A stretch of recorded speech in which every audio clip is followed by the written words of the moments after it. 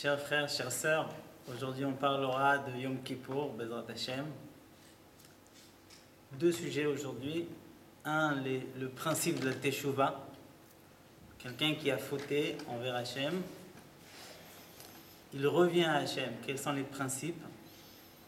Et le deuxième, c'est les interdits principaux de Yom Kippour, les 5 interdits. On va aborder un à un. Premièrement, les principes de la Teshuvah. Alors, il faut savoir que ces jours-là, avant Yom Kippour, les 10 jours entre Rosh Hashanah et Kippour sont les jours de Teshuvah, c'est-à-dire, les Baalei Moussar donnent un exemple, comme si le roi sort de son palais et s'habille en civil et se mélange entre les gens et s'intéresse chacun qu'est-ce qu'il fait, qu'est-ce qu'il a besoin. Et donc il est proche, on peut lui demander ce qu'on a besoin. Et avant de demander ce qu'on a besoin, il faut bien avoir la réflexion de faire la Teshuvah, les fautes qu'on a fait pendant l'année, revenir envers Hashem. Il y a 3 principes de Teshuvah. Le premier, c'est le regret. Avoir la pensée à regretter des mauvaises choses qu'on a fait. Le deuxième, c'est de prononcer son regret. Ça s'appelle vidouille. Pendant la tefila de Yom Kippour, on cite, on tape avec la main sur le cœur en disant Hachamnu Bagadnu pour demander pardon à Hachem. Et le troisième, c'est de quitter la faute. C'est de bien faire un plan. Comment est-ce que je pourrais quitter mes fautes, éviter les endroits où je peux facilement succéder à les fautes. Le Gaon de Vilna ajoute que même des péchés qui sont durs, par exemple les relations interdites, ils peuvent être Hachem pardonne. Par contre, il va falloir rajouter l'étude de la Torah avec les 3 principes de la Teshuvah dont on a parlé tout à l'heure. Tout cela, c'est pour les fautes entre la personne et Hachem.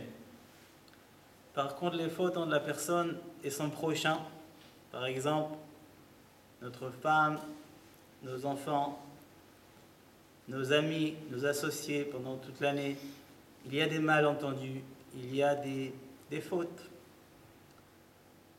Yom Kippour ne peut pas pardonner avant d'aller demander pardon à son prochain. Et si c'est dans le domaine financier, il va falloir d'abord régler ce qu'on le doit, ce qu'on a pris sans permission, et ensuite demander aussi pardon, s'excuser, dire un gentil mot pour avoir satisfait le prochain. Et là, Akadosh Baruch Hu aussi pardonne pour Yom Kippour. Le deuxième sujet, les interdits de Yom Kippour. La première chose, c'est de manger et boire. On n'a pas le droit de manger et boire pendant Yom Kippour dès la veille, c'est-à-dire mardi soir, jusqu'à mercredi soir. Pour cela, il faut bien manger. Il y a une mitzvah de bien manger le jour avant Kippour. Le Chazon Ish, Zechrono Livracha, manger pendant toute la journée des friandises, par exemple des raisins secs, des choses où il y a du sucre, pour pouvoir tenir bien pendant le jeûne. L'interdit est de manger, c'est-à-dire des aliments, des boissons. Par contre, de sentir une bonne odeur, du parfum ou du tabac, c'est permis. C'est même conseillé pendant la tefila. Parfois on est un peu vague, on prend de la menthe ou quelque chose. Encore une chose, quand on fait la bracha sur le Bessamim, on rajoute une bracha supplémentaire puisqu'on n'a pas les aliments.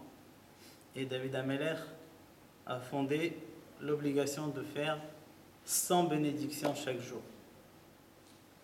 Donc ça nous rajoute des bénédictions de Bessamim. Celui qui est malade, bien sûr, c'est le moment dès aujourd'hui d'appeler le Rav dans sa communauté et lui expliquer son problème médical pour savoir exactement comment est-ce qu'il doit jeûner ou il ne doit pas jeûner, quelles sont les règles qu'il doit suivre. La deuxième chose, c'est de se laver. On n'a pas le droit de se laver. Il s'agit de se laver pour le confort, pour le plaisir. Par contre, si quelqu'un s'est sali localement, par exemple, il y a du sang qui a coulé de son nez, ou il a touché quelque chose qui est vraiment sale, comme de la boue par exemple, il a le droit de se laver, mais localement, la partie où il est sale. Comment est-ce qu'on va faire Netilat Yadayim le matin, quand on se lève? Il y a la Ruach Ra, il y a l'obligation de se laver les mains le matin, aussi quand on sort des toilettes. On va se laver les mains comme d'habitude, 3 fois. Par contre, jusque-là.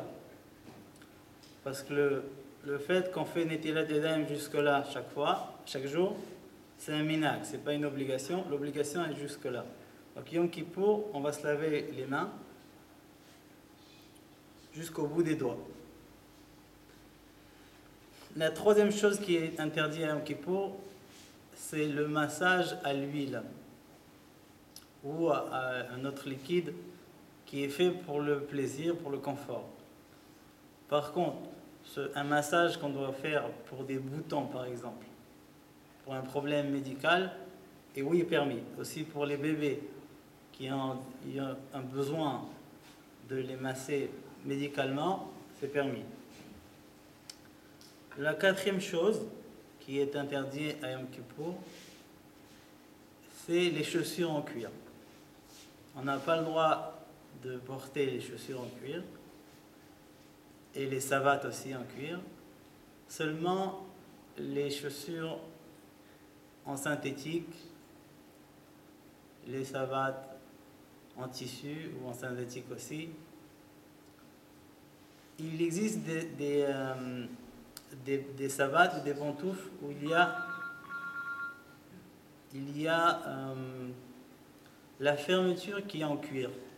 Mais la chaussure en elle-même, elle n'est pas en cuir, c'est permis. Et la dernière chose qui est interdite à Yom Kippour, c'est les relations avec sa femme. On n'a pas le droit à la nuit de Kippour. Et donc aussi, on n'a pas le droit de dormir dans le même lit. Autre chose, passer de main en main, parler des gentils mots, on a le droit. Ce sont les 5 interdits de Yom Kippour. Et qu'Hachem nous donne Ktiva v'Chatima Tova, et le mérite de la Teshuvah nous donne succès dans le business, de la Parnassa, et un bon décret aussi pour la vie future, l'Olam Haba. Shana Tova M'tuka.